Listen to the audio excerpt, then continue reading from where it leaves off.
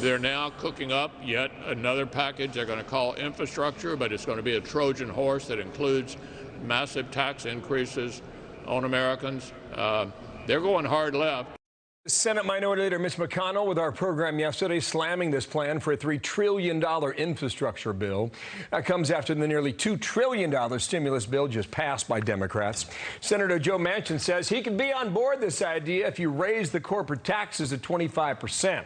Larry Kudlow helped cut those taxes. The host of Kudlow on Fox Business 4 Eastern. How you doing, Larry? Day to you. Good morning. What do you think? Have they found a formula to get this done now? You know, I think Senator McConnell's onto it. Actually, there's two Trojan horses here. In the name of infrastructure, the first Trojan horse is they're going to put the Green New Deal in, which Biden said he wouldn't do in the campaign, but he's come around. And the second Trojan horse is a massive sweeping tax increase that will do great damage to the economy next year and the year after if it is passed. It will end our competitiveness. It will damage blue-collar workers. It will damage lower middle-income workers. You know, it's such tragedy to some extent. Here we are. The vaccines are rolling. We probably have national herd immunity sometime this spring. All the businesses will reopen. That's the greatest stimulus package possible. Infrastructure should be greatly limited. And then Democrats now are not only talking about across-the-board taxes, corporate, capital gains, individuals, small businesses. How's that going to help anybody? They're talking about another massive increase in permanent welfare. None of this makes any sense to me whatsoever. They might do it. As you always say, the vaccine is the stimulus. I don't know if you caught Larry Summers, former Treasury Secretary on Bloomberg. He had some harsh words for Republicans, had some scathing comments for Democrats, calls it the least responsible policy fiscally in 40 years. His quote, "What was kindling is now igniting." It sounds like a warning. Yeah. What do you think? Well, you know, look, I think Larry Summers is a smart guy, and I agree with most of his conclusions. I might disagree with some analytics, but, you know, let's not do that this morning. I'm just saying it is an extravagant package. He is correct. He's saying there's a 1 in 3 chances of reigniting inflation. I don't think that's so much this year, Bill, but it could be next year because, you know, tax hikes like this will shut off the supply side of the economy, production, business, investment. So you'll have fewer goods. And that's going to, you know, with the Fed pumping money supply in constantly, that would raise inflation if they get this package through. I don't know why Larry is attacking Republicans, because in the House and Senate, every single Republican voted against the stimulus package he's complaining about. But I guess that's just politics. Least responsible policy in 40 years. Quickly, on the Dana and I are hot on this whole $2 trillion stimulus plan that was passed that tells states if you take the money, you can't lower taxes. Right. Yesterday, she said there were some thorny questions about this. Where do you think it goes? Can you challenge it in court? Well, it may be challenged in court. Look, Secretary Yellen said that they're looking at guidelines, okay? The only thing here is she's the person that's going to make the guidelines. It's a Treasury Department thing, if you will.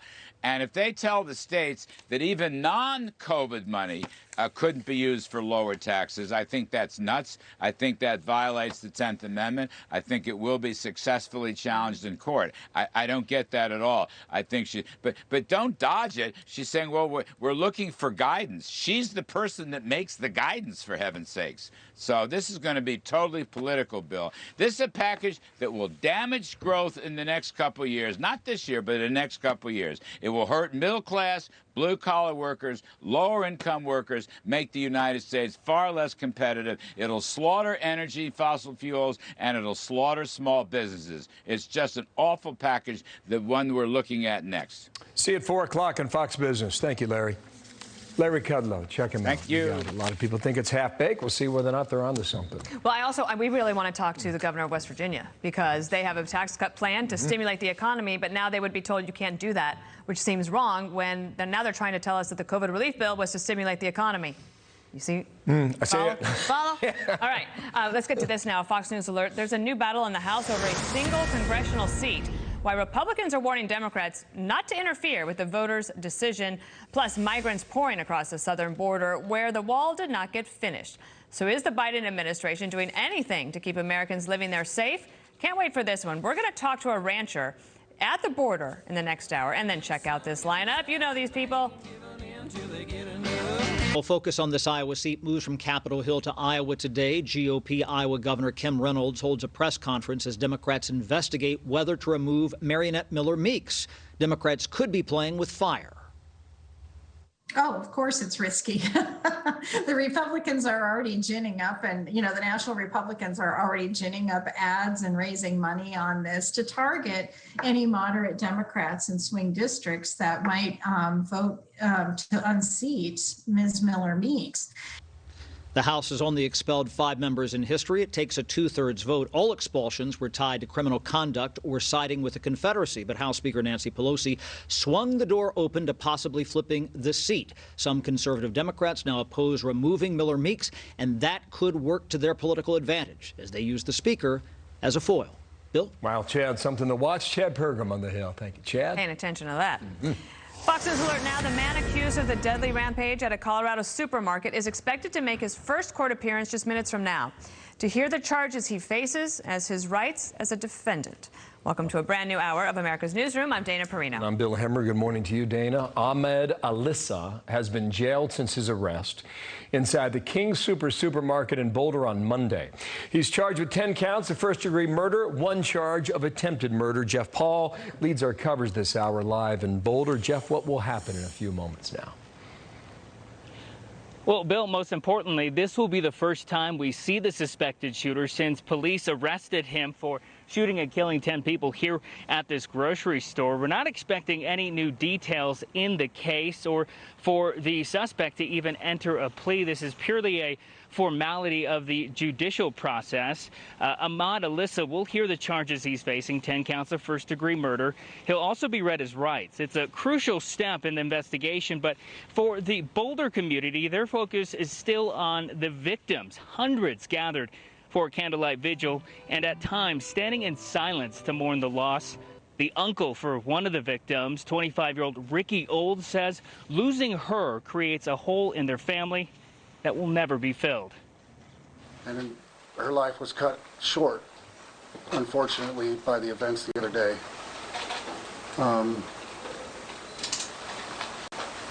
Saddened that she didn't get to experience motherhood.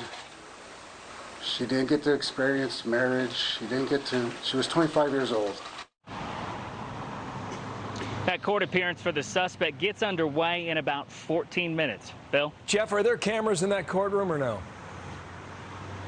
Yeah, we're going to have some sort of view. It won't be live, but we'll certainly get a view of the suspect. So I think that's what will be one of the bigger things to come out of this, is just to see the person, because I think for a lot of people, the last image they have of him is not only the mugshot, but that video of him being taken away in cuffs with blood going down his leg from some sort of injury. Again, we don't know specifically what happened with him, but we'll see what happens. We shall wait. Thank you, Jeff, for that. Ahmed Alissa, born in Syria, lives in Colorado for years, age 21. Thank you, Jeff. More to come in a moment. So why are we having this crisis at the border? Because when Joe Biden got elected, the first thing he did was stop construction of the border wall. He reinstituted catch and release, and he ended the Remain in Mexico policy, which was this incredibly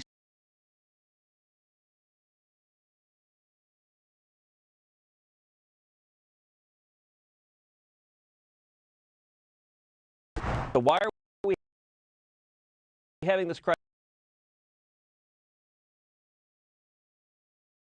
at the border? Because when Joe Biden got elected, the first thing he did was stop construction of the border wall. He reinstituted catch and release, and he ended the Remain in Mexico policy, which was this incredibly successful foreign policy accomplishment where the Trump administration had negotiated with Mexico that illegal immigrants from Central America would remain in Mexico while their asylum proceedings were moving forward. Texas Senator Ted Cruz addressing the unfolding border crisis during our last hour of America's Newsroom. Our next guest says 12 people entered his property just yesterday. 9 of them were confrontational, and he fears for the safety of his family. Texas rancher John Sewell joins us now. We appreciate you being here. Set the scene for us. What's it been like? Well, it's been certainly a lot different than I've ever seen it. I've been here about 25 years, so I've seen under many administrations, I've seen lots of trouble, but I've never seen it at this level, and I've never seen it with this quality of people. You know, there's still people coming through that really are coming to better themselves and better their lives, but I think that the dynamics have changed of that today. It's not the same group of folks that I'm used to seeing. What do you mean by that, John? What's the difference? Well, they're more confrontational. They have something to lose. I don't know if it's because of human smuggling. You know, my problem is I'm 40 miles from the border. So it's not like I'm sitting on the edge of the border and all these people are coming across the river to me. The only reason I can attribute my problems getting bigger and bigger every day is the value of human smuggling. And with that said, I am right before the checkpoint on US 90. So the smugglers are bringing them here, dropping them off, and they're coming through my property. And that in turn has caused lots of heartache for us. Not to mention they're tearing down our fences. They're coming to our houses at night. I have a daughter I won't let walk on the driveway, you know, to jog or exercise because of this without having a dog with her. You know, we're kind of being left down here. And the Border Patrols, their hands are tied. I mean, they're working to keep unaccompanied minors under control in a facility. They're not out here in the field when I need them. They can't come because they're so stretched out. You know, we're overwhelmed.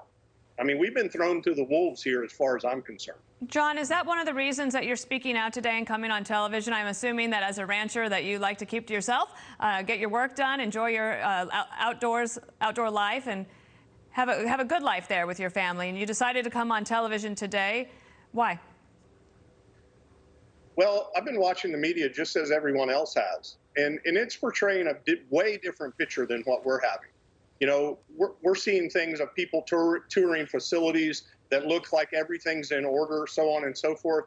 That's not the case. You know, if they really want to see what's going on and what they don't want to see, then they need to come visit people like me that have to battle this every day in their own backyard. The thing that everybody needs to understand, these people aren't staying here. They're coming to your town. Whether they're good or bad, they're coming to your town. We have too much Border Patrol presence here. They don't want to be here. They can't legally be here. We can't legally work them. So without a guest worker program that works, where are we going with this, guys? John, what's your level of confidence now that Kamala Harris has been put in charge of this national crisis? I have very little confidence in anything that we're doing right now. You know, at least in the prior administration, we had a plan. We had something in place that was at least controlling the issue, and they knew what was going to happen to the individual once they were apprehended. Now, we have no plan. We have no direction. Where are we going? I don't think anybody knows that answer. Do you guys? No, sir. Not today. John, tremendous amount of respect for you. Thank you. We'd love to keep in touch with you, please. John, you make some excellent points. Thanks for sharing them with our audience and perhaps political leaders in charge as well. Thank you, John. Good night. I encourage anybody to come down here and see us. I'd like to. Sir. Uvalde, Texas, there, 40 miles from the border. Okay, 6 minutes past the hour now. Got a fresh round of bad press for the New York Governor, Andrew Cuomo. A bombshell report shows that he made state officials priority for COVID testing for his family ahead of others. Among the VIPs were his brother Chris. CNN defending the younger Cuomo in a statement yesterday. Here it is, saying it is not surprising that in the earliest days of a once-in-a-century global pandemic, when Chris was showing symptoms and was concerned about possible spread, he turned to anyone he could for advice and assistance, as any human being would. In this case, he turned to his brother, the governor. Carly Chimsky's got the story now. Carly, good morning to you. Where are we today? Okay, well, you know, I think that this proves that Governor Cuomo is under such a microscope right now that any sense of impropriety, anything that he did or is considering doing that doesn't go to the letter of the law will come out. Now, today, the big question is, did the governor give preferential treatment to his family brother, mom, sister, some top political allies by giving them easy access to COVID-19 testing. Now, the governor's office says this is being blown totally out of proportion. At that time, still today, but at that time, there was a heavy emphasis on contact tracing, so it was typical for them to make house calls to members of the administration and their families. I'm so glad that you read that statement from CNN, because to me, it feels like the CNN statement tells a different story. Chris Cuomo was feeling sick last March, and he turned to anyone he could for advice and assistance, as any human being would. So the governor's office is saying that they were doing normal COVID-19 testing protocol, but the CNN statement sort of sounds like they are admitting that this was a favor. Yes, exactly. But the other thing is, if Chris Cuomo was so concerned about COVID, why did he then break quarantine and then fake his reemergence from the basement? Yeah, a lot has happened with this family, and that was certainly a big deal. That's one of a Greg Gutfeld's scandal at the time. Yeah, and even though that was a big deal back then, pales into comparison with all that's happening now with Governor Cuomo. I just can't believe it was just 6 weeks ago to the day that the first report detailing Melissa DeRosa's video conference call with Democrats, where she admitted that they had hid COVID-19 nursing home data because they were afraid it was going to make the administration look bad. Think about all that's happened in those 6 weeks. There's now a federal investigation, a New York investigation into nursing home data. There's an AG investigation into the sexual harassment allegations. And then there is an impeachment investigation covering it all of those things, and a situation having to do with the Mario Cuomo Bridge and structural issues with that. So even though it's been 6 weeks, it feels like a very long time. Emmy days. Yeah, Carly, sorry for the interruption. I think from what I recall, in March of 2020, tests were rare. Absolutely. They were hard to get. I don't know a lot of people who were getting them unless you're admitted to a hospital and had symptoms. Yeah. Remember, the CDC had a test, right, in February? It failed. They had to go back to the drawing board. And that was the point that set us back as a country in terms of testing in a significant way. Yeah. So if you're able to access a test in March of 2020, you were privileged. And not only that, it also has to do with the fact that apparently according to this report, some top health officials were traveling to, Governor Cuomo's family member and some of his political allies' homes. So is that a proper use of resources? It also just underscores the point that if you are in office, if you're in power, you get to live at a different standard than other people, and that's what part of this story as well. Do I have time to say one more thing? You may. Okay. So also, Governor Cuomo's rising political star had a lot to do with the fact that he was seen as a compassionate leader. He met this pandemic head on with a level-headed compassion. And the investigations aside, his aggressive behavior is also greatly being called into question right now. That phone call that was released this weekend, where he was threatening the leader of the Working Families Party, saying, if you don't support me in a certain way, I'm going to compare you to a child rapist. That's also a big deal, because the New York Times printed the text of that phone call back in February, and Cuomo's office denied it. So innocent until proven guilty on all fronts, but if he's denying something like that, you do have to wonder what else he is, possibly lying about. Thank you, Carly. Nice to see you this morning. Good to see you as well. Thanks. Carly. One other thing here. Zeldin is a Republican from New York's Long Island. He might be running for governor. His statement came out. This latest reporter prioritizing his family member for COVID testing at private residences conducted by state health department officials, and having their tests moved to the front of the line at Wadsworth adds to a very long list of reasons why Cuomo's got to go. So just so you know, there's a movement here in New York, and whether it's successful or not remains to be seen, but Zeldin is in on that. Indeed. All right. So we will move right along here. Miami Beach is still on high alert. The city extending an emergency curfew as police crack down on spring break chaos. We are there live. Unbelievable story developing. Also, dangerous crime rising in alarming rates in big cities. The quality of life just quickly heading in the opposite direction. Geraldo and Leo on the growing crisis. Who's to blame? And more importantly, what needs to be done now? An inside look in a moment. It's an open air drug market, and there's not too many more of them like that in this country. So, I mean, if you want an open air drug market and you want to be able to readily have it, come to Philadelphia.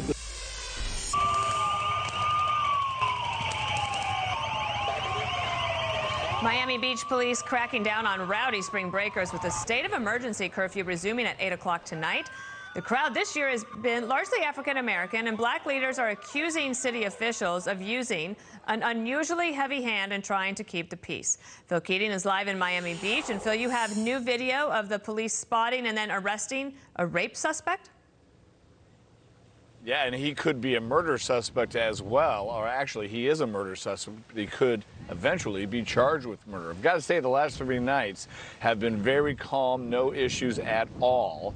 Now the big crowds show up down here Thursday through Sunday, so that's why the spring break state of emergency goes into effect again this evening for the businesses, the restaurants, the bars behind me. That means they have to close down at 7 p.m., losing tens and tens of thousands of dollars. And for the tourists who will eventually show up in the entertainment district tonight, that means 8 o'clock curfew. Go back to your hotels or go back to the mainland. This is one of the more than 100 weapons that's been confiscated this season, brought into town, according to the city, not by college students on traditional spring break, but by others who think the tropical party scene is anything goes. Brand new imagery shows the sighting and arrest of one of the 2 North Carolina suspects in the drugging, raping, and death of a young Pennsylvania woman. By far the most serious of the more than 1,000 crimes committed in Miami Beach since the spring break season began in early February. That's 21-year-old Evoir Collier being taken into custody. Also nabbed 24-year-old Dorian Taylor. Detectives say they've admitted drugging Christine Engelhardt with a green pill, going to her hotel room, then raping her and stealing her credit cards. She was found dead later. The murder charge will depend on the medical examiner's conclusion, which depends on the toxicology report to see whether it was the pill itself that caused her death, and that's several weeks away. Dana. Phil Keating, thank you for the update. Breaking news, take you out to Colorado now. The suspect in that Boulder mass shooting now is before a judge. Let's watch here. Hearing's over. I'm sorry. I'm sorry. Just as quickly as we got in, we just heard the judge say the hearing is over. There were a few things that we picked up inside the courtroom. The suspect has been held without bail. No surprise there. The lawyer for the suspect says an assessment of his mental health needs to be done. So 2 headlines from that short hearing. I don't think it lasted 4 minutes, Dana. No. His first appearance, that's the first time that people have been able to see them. Our own Jeff Paul is there on the scene. As soon as we have more updates, I'm sure we'll be able to provide that. 10 were gunned down earlier in the week. It was really a stunning moment here for all of us to watch it unfold yet again. Second mass shooting in America in less than a week's time.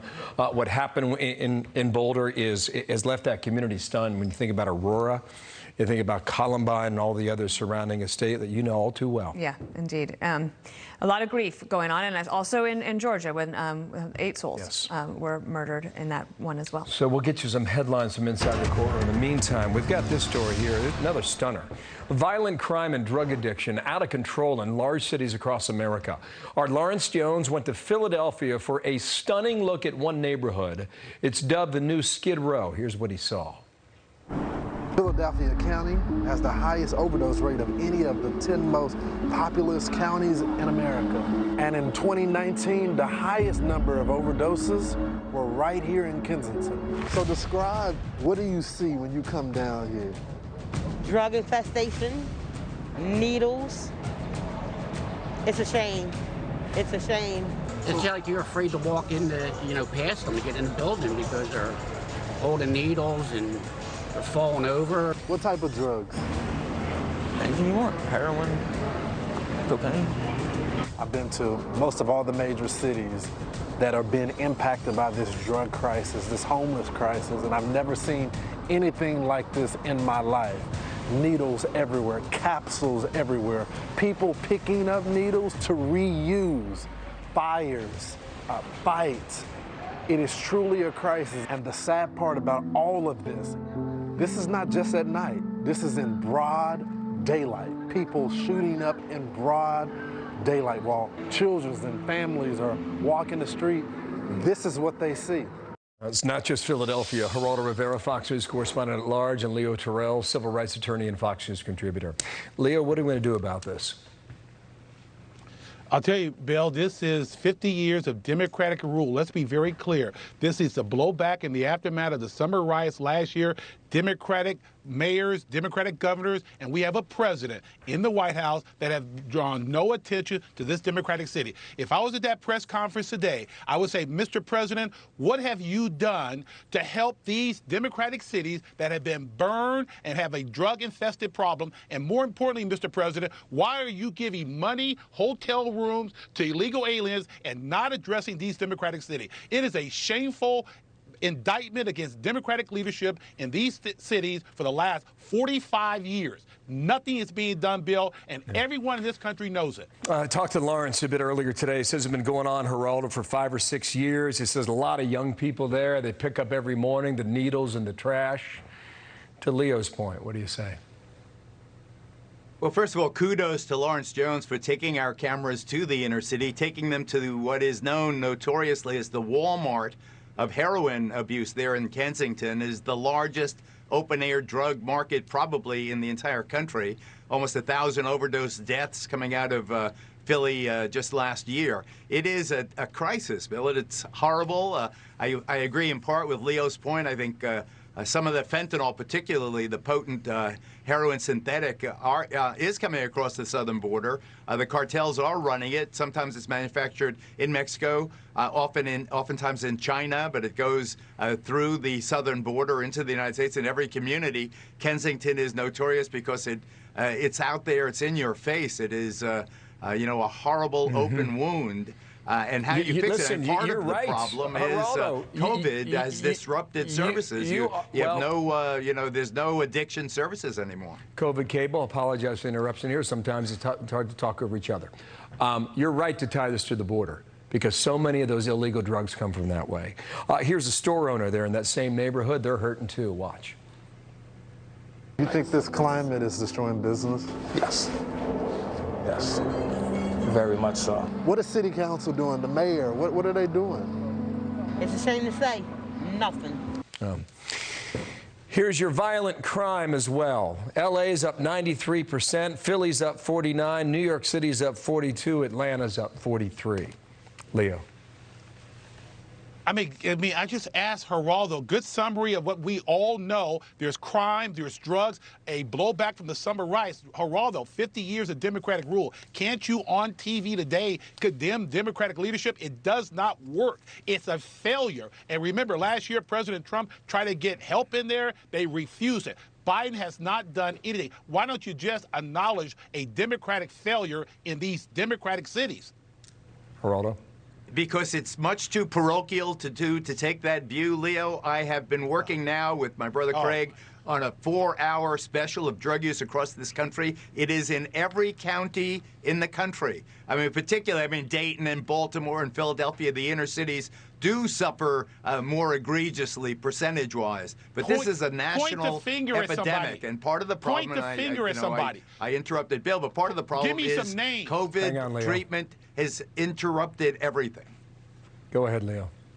Just point the finger at a name. Give us a first and last name. You're not going to tell 50 years of this going on in Democratic City. Just give us names. Just point the finger at somebody. 50,000 overdose deaths a year in our country. 50,000 overdose deaths a year in this country. I think that if you make a Democrat Republican, you're going to lose the most effective, treatment. We need a unified approach. We've got to, of course, stop the drugs coming across the southern border. But once someone is addicted in these cities where you're watching them drop like flies, you've got to do something to help the problem. Rather than make it this Democratic mayor did this or this Republican governor did that, I'd rather have an omnibus approach. I believe that this is a public health crisis that will persist long after COVID is a distant bad memory.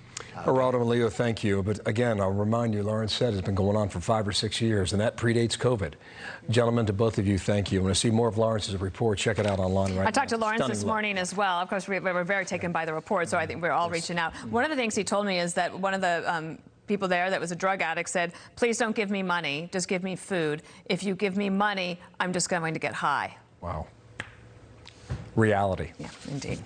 Again, it's online now if you want to check that out from our colleague, Lawrence Jones. Really good reporting there. So can the U.S. spend its way out of the border crisis? Why President Biden's multi-billion-dollar plan to address the root causes of illegal immigration is prompting concerns about waste and corruption. Plus, we are following the first court appearance by the man accused of murdering 10 people in a Colorado supermarket. Just minutes ago, the judge holding the suspect without bail. Andy McCarthy on how the search for a motive could affect how the case plays out. Ricky would do anything to make anybody happy or smile. Taxpayers have already paid billions to try and stem the root causes of illegal immigration. Now, President Biden is proposing spending billions more on the same efforts in Central America, with the vice president leading the diplomatic push there. William Lajeunesse has more on this now from Los Angeles. William, good morning. So will the president's plan work? Does sending U.S. tax money to Central America stop or slow illegal immigration? Let's take a look at how that has worked in the past. We added up all the U.S. aid sent to Central America under Bush, Obama, even Trump. Just over $7.1 billion in the last 20 years to Guatemala, Honduras, and El Salvador. But that hasn't slowed the flow of migrants. The surges of 2014, 17, 19, and 2021 have all been led by Central Americans. The idea that you're going to just drop $4 billion in Central America and that's going to solve the problem. I mean, the intention might be fine. Yes, you know, you need better roads and better infrastructure and so forth. But really what you need is a rule of law.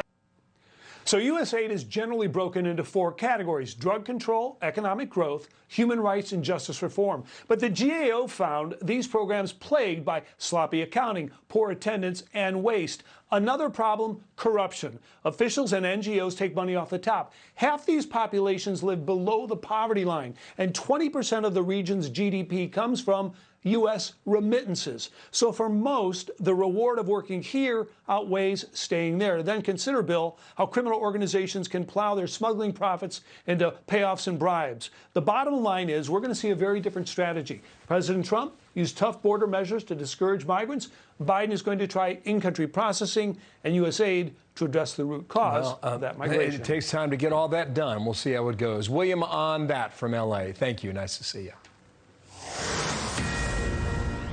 He'll be held without bail until such time as the court is able to determine whether or not the proof is evident and the presumption is great that you committed these crimes. Moments ago, a Colorado judge ordering the man charged with shooting and killing 10 people in a Boulder supermarket be held without bail. The defense now saying the suspect's mental health needs to be assessed. Let's bring in Andy McCarthy, former assistant U.S. attorney and a Fox News contributor. Andy, the police have still not released a motive. How long does it take to assess that, and what do you think is happening there? They don't have to assess one in order to prove the case. The government never has to prove motive beyond a reasonable doubt as long as they can prove intent.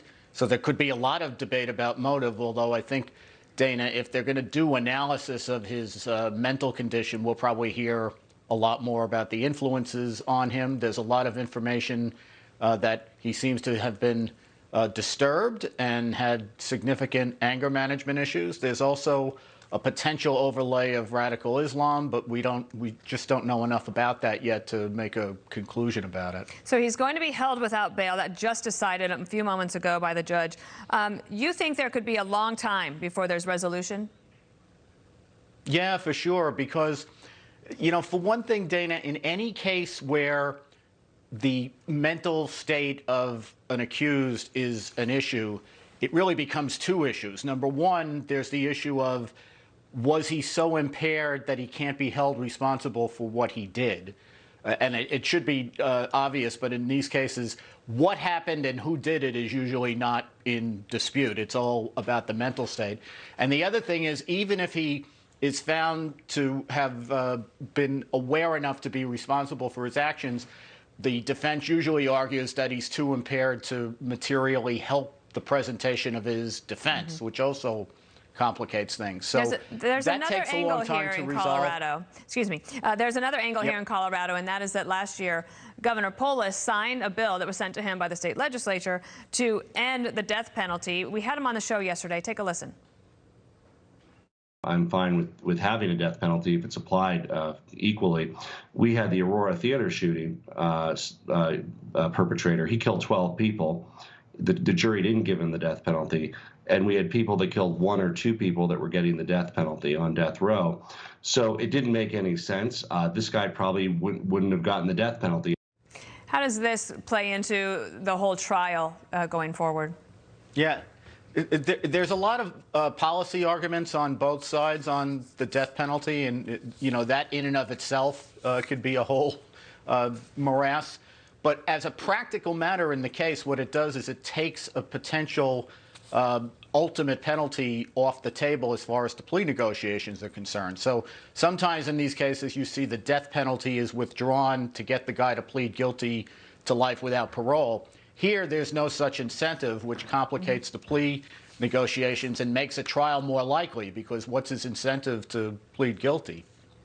All right, Andy McCarthy, we appreciate you coming in. And there's going to be the victims' families are anguished. Justice will be done, but it could be a while. That's what you're thinking. Thank you so much, Andy. Yep. Back in Washington, meanwhile, Democratic bill to nationalize elections known as the For the People Act, sparking heated debate in the Senate. Republicans call that push to expand early and mail-in voting a massive power grab. Here's what Senator Cruz told us on our program just last hour. So I think this is the single most dangerous bill being considered by Congress right now. It says it's illegal to require identification to vote. It also strikes down all the state laws limiting felons, limiting criminals from voting. So the Democrats have decided apparently what America needs is more murderers, more rapists, more child molesters voting.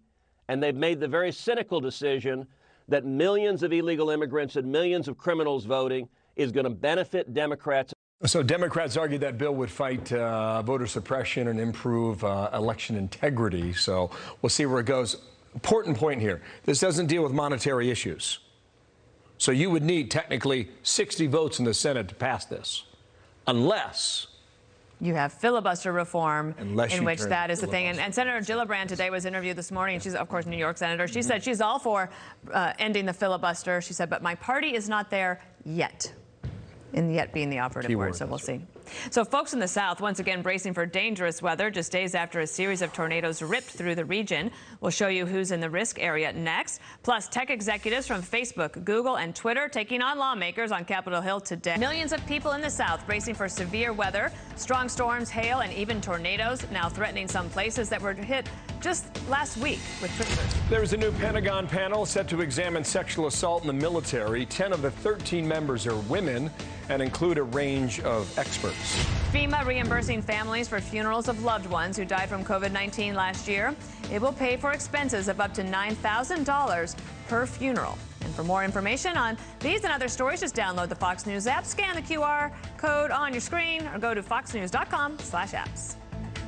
15 before the hour now. Lawmakers on the Hill set to grill big tech CEOs in a hearing any moment now on whether disinformation on social media helped fuel the riots of January 6th. You've got Facebook and Twitter and Google executives. They'll all testify, coming after multiple reports that migrants are getting information on how to cross the border illegally from social media. Robbie Suave, senior editor of Reason and author of the upcoming book, Tech Panic, Why We Should Not Fear Facebook and the Future. Robbie, how you doing? Good morning to you. What would you expect from a hearing like this today that will be largely overshadowed at 1:15 by the president's press conference? Yeah, certainly. I think the big tech CEOs will be grilled on the role their platforms have played in spreading misinformation and, in some cases, unlawful or illegal content. The interesting thing is the existing law, Section 230, really protects the platforms themselves from any sort of prosecution. The law treats the person who makes the post on Facebook or Twitter or wherever as the publisher of the speech, not the platform in question. So you can't sue, you can't go after the platform. Generally, there are a couple exceptions to that. And lawmakers on both sides of the political spectrum are interested in doing something about that. They've proposed various tweaks. Mark Zuckerberg apparently is open to these tweaks, which actually makes me suspicious that they might end up just being good for Facebook and bad for their competitors. Okay, two specific questions. Zuckerberg says basically, try us. see how we do on this, right? Here's a statement. We believe Congress should consider making platforms intermediary liability protection for certain types of unlawful content, conditional on companies' ability to meet best practices to combat the spread of the content. So he's saying grade each company as they do. It's almost a challenge to say that we can do this on our own. Yeah. The issue with that potentially is that Mark Zuckerberg's company employs thousands of content moderators already. They are very well positioned. They have the infrastructure to ace that test. Especially, they have a great lobbying arm to figure out how that test works. I would worry that smaller competitors, even Twitter is a smaller rival to Facebook, would be